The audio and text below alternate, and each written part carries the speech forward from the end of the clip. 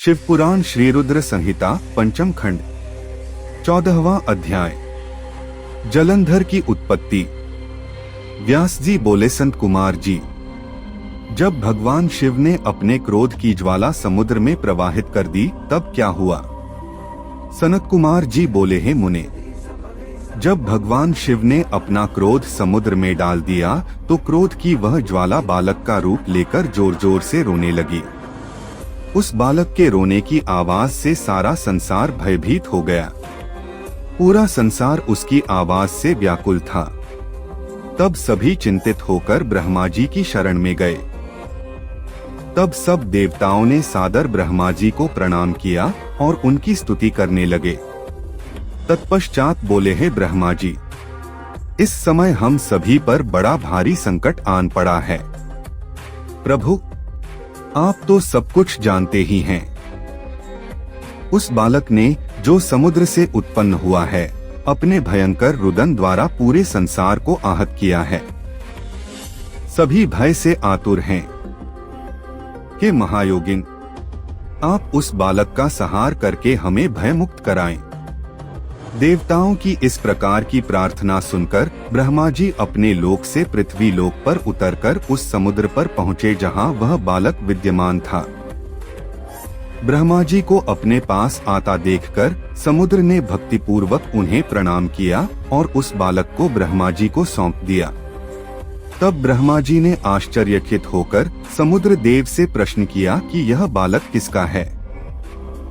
ब्रह्मा जी के इस प्रश्न का उत्तर देते हुए समुद्र देव बोले कि हे भगवान, यह बालक गंगा सागर की उत्पत्ति स्थल पर प्रकट हुआ है, परंतु मैं इस बालक के विषय में और कुछ नहीं जानता।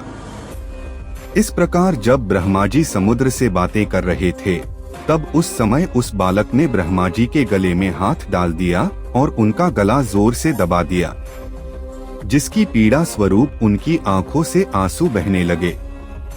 तब ब्रह्मा जी ने यत्न पूर्वक उस बालक की पकड़ से अपने को मुक्त कराया और समुद्र से बोले कि तुम्हारे इस जातक पुत्र ने मेरे नेत्रों से जल निकाला है, अतः यह बालक जलंधर नाम से प्रसिद्ध होगा। उत्पन्न होते ही युवा हो जाने के कारण यह बालक महापराक्रमी, महाधीर जवान, महायोद्धा और रणदुर्मद होगा। यह बालक युद्ध में सदैव विजयी होगा, यहाँ तक कि यह भगवान श्रीहरि विष्णु को भी जीत लेगा। यह बालक दैत्यों का अधिपति होगा। कोई भी मनुष्य या देवता इसका चाहकर भी कुछ नहीं बिगाड़ पाएंगे। इसका संहार केवल त्रिलोकीनाथ भगवान शिव के द्वारा ही संभव है। यह कहकर ब्रह्मा जी ने असुरों के गुरु शुक्राचार्य को बुलाया और उनके हाथों से उस बालक को दैत्यों का राजा स्वीकार करते हुए उसका राज्याभिषेक कराया। तत्पश्चात ब्रह्मा जी स्वयं वहां से अंतर्धान हो गए। अपने जातक पुत्र के विषय में जानकर समुद्र देव बहुत प्रसन्न हुए और वे उसे अपने निवास स्थान पर ले गए। कुछ समय पश्चात उन्होंने जलंधर का विवाह कालनेमी नामक असुर की परम सुंदर पुत्री वृंदा से संपन्न करा दिया। जलंधर आनंद पूर्वक अपनी पत्नी के साथ निवास करने लगा और असुरों के राज्य को बड़ी चतुराई और कर्तव्यपरायणता के साथ चलाने लगा। उसकी पत्नी वृंदा महान पतिव्रता नारी थी।